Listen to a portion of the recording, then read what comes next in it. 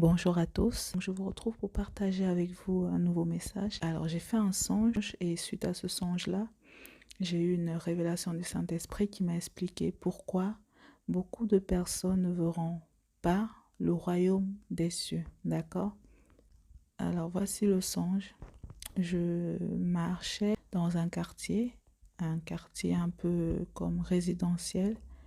Et jusqu'à ce que je me retrouve près d'un bâtiment, en fait. Un bâtiment, c'était comme une résidence avec plusieurs logements. Dans le rêve, c'est comme ça que ça m'a été présenté. À un moment, j'ai regardé dans une rue. À ma gauche, il y avait une dame qui... C'était comme une crèche, à la fois comme une crèche ou une école ou une maison. En tout cas, il y a une dame qui était sortie avec... des objets comme des petites assiettes comme en plastique ou en papier, vous savez, un peu comme pour les fêtes d'anniversaire des tout petits. Donc voilà, la dame est sortie avec ça dans les mains. Je l'ai vue, en tout cas, elle sortait du bâtiment. Donc c'était comme une école ou une crèche ou une maison où il y avait un anniversaire d'un tout petit, en fait. C'était comme ça que c'était. Et donc la personne, je l'ai vue sortir et la personne chantait Joyeux anniversaire. Donc c'est pourquoi je dis c'était soit une crèche, soit une école ou une maison où il y avait des enfants parce qu'on entendait, c'est comme s'il y avait des voix des enfants qui célébraient quelque chose. Et donc la dame, en sortant, elle chantait Joyeux anniversaire en prononçant le nom, je ne me souviens pas le nom, mais c'était une petite fille qu'elle prononçait. Elle disait Joyeux anniversaire, telle personne, en chantant. Donc voilà, ensuite elle est sortie, donc c'était pour apprêter le gâteau en fait, pour la découpe, je pense, pour découper le gâteau, quelque chose comme ça. Ensuite, je suis arrivée devant un bâtiment qui était un peu de couleur beige, un peu comme les, les murs qu'on trouve dans les pays un peu chauds, étaient dans ces teintes-là, comme un peu de terre, un peu oriental, voilà. Dans le bâtiment me paraissait inhabité, comme inhabité. Et à un moment, je me suis arrêtée devant et j'ai commencé à comme chercher, comme si je cherchais quelque chose, comme si je cherchais en fait une porte d'entrée, voilà. Je cherchais, je crois, une porte d'entrée, mais je ne trouvais pas. Je voyais juste des grands murs avec les balcons, comme des fenêtres et des balcons, mais il n'y avait pas d'entrée, il n'y avait pas de porte. Donc je regardais un peu autour, partout pour chercher.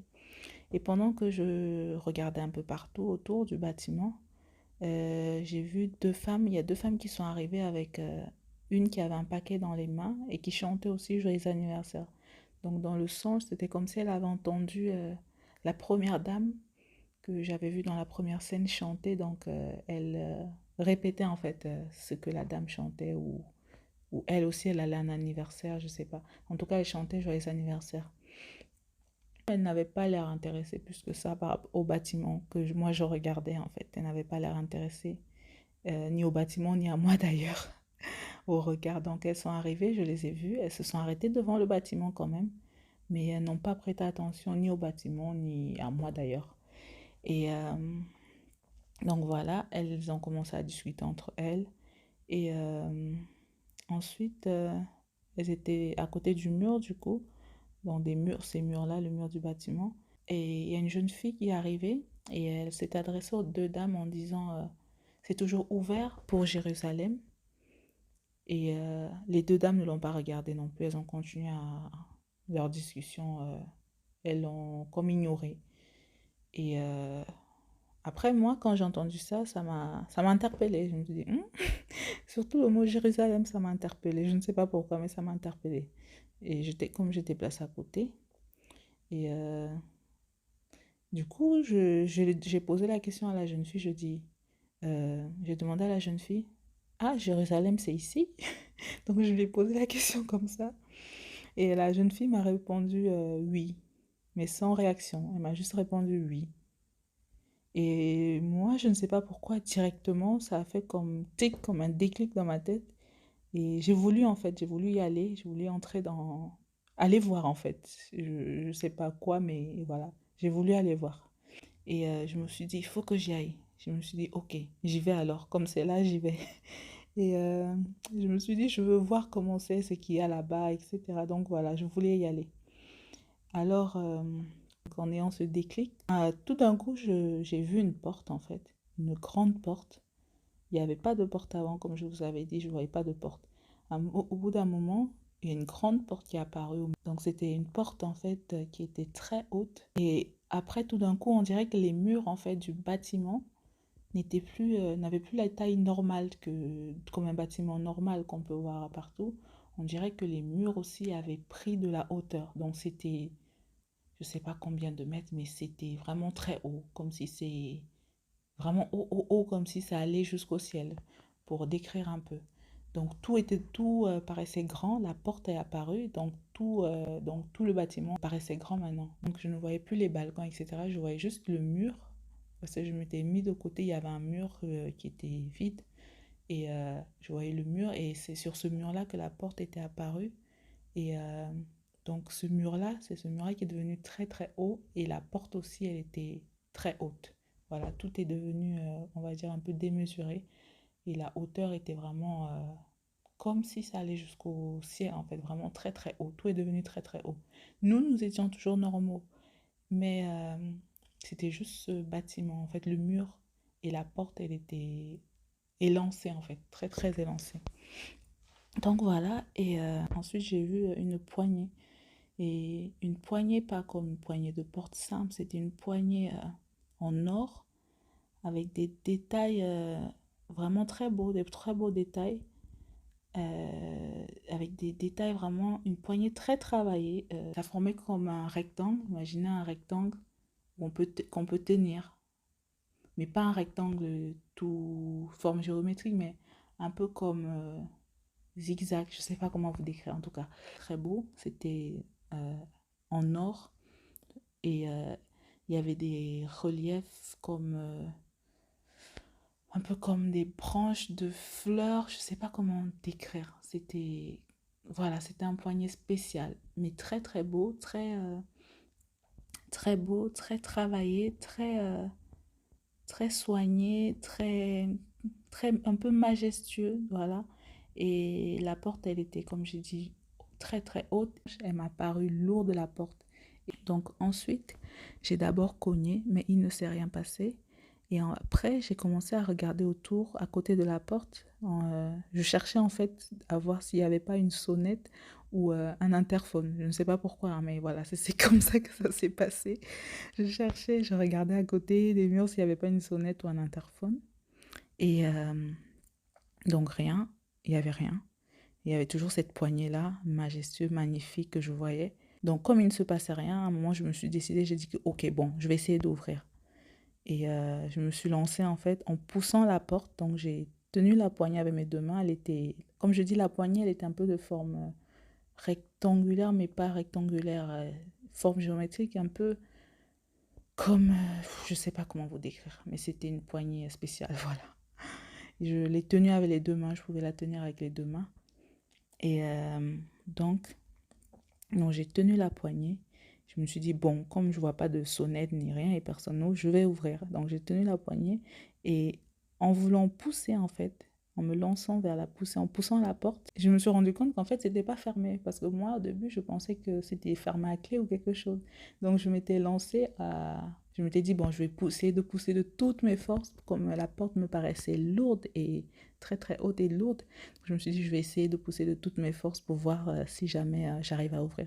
En fait, à partir du moment où j'ai posé mes mains sur la poignée, j'ai juste fait un léger mouvement, même pas poussé. Elle s'est ouverte toute seule, la porte. Donc, c'est comme si le fait d'avoir posé mes mains, ça a ouvert la porte. Donc, la porte, elle s'est ouverte toute seule. Je me suis dit, ah, j'étais même étonnée. Je me suis dit, ah, si je savais, je l'aurais fait depuis. Donc, voilà, la porte, elle s'est ouverte toute seule, en fait, facilement. Et là,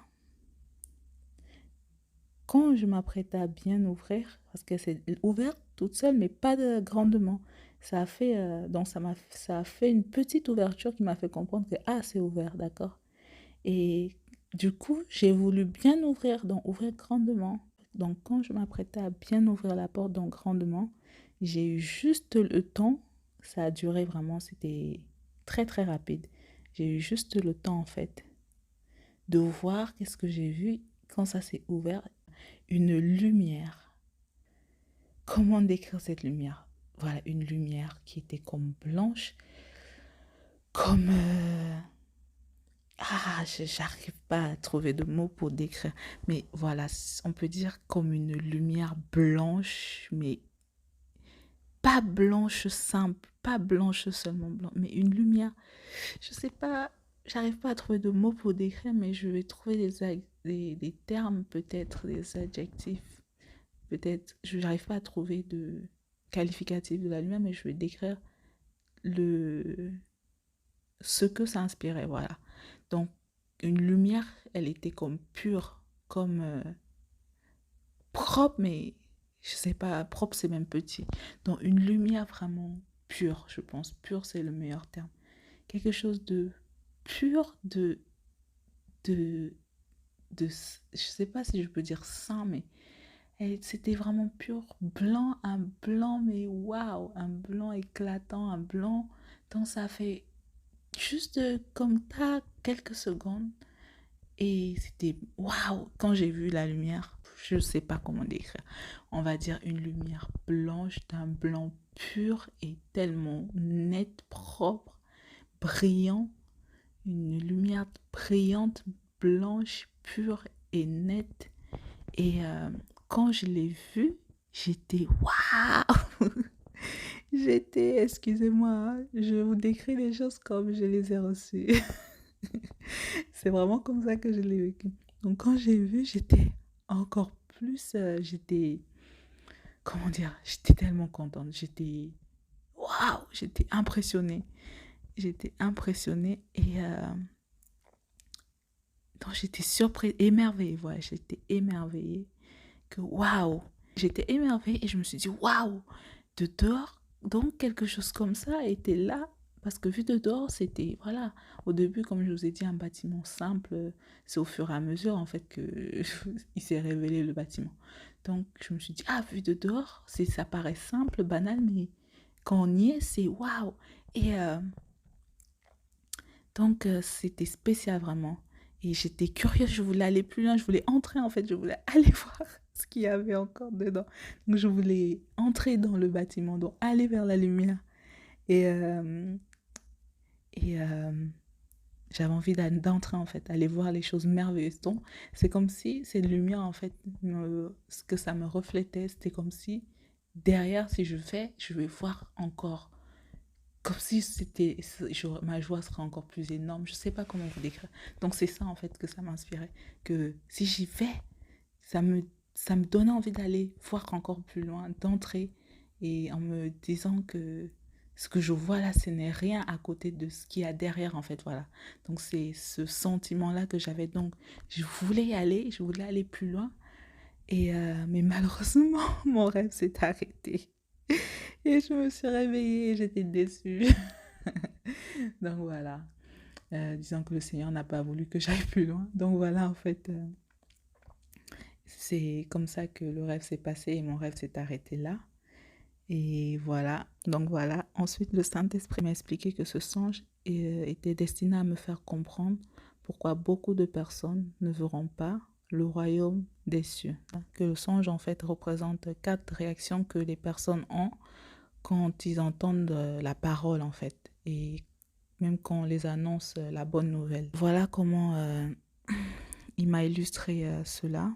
Il a commencé avec la femme que j'avais vue au loin. Vous savez, la dame que je disais que c'était comme si elle a prêté en fait le service de gâteau d'anniversaire.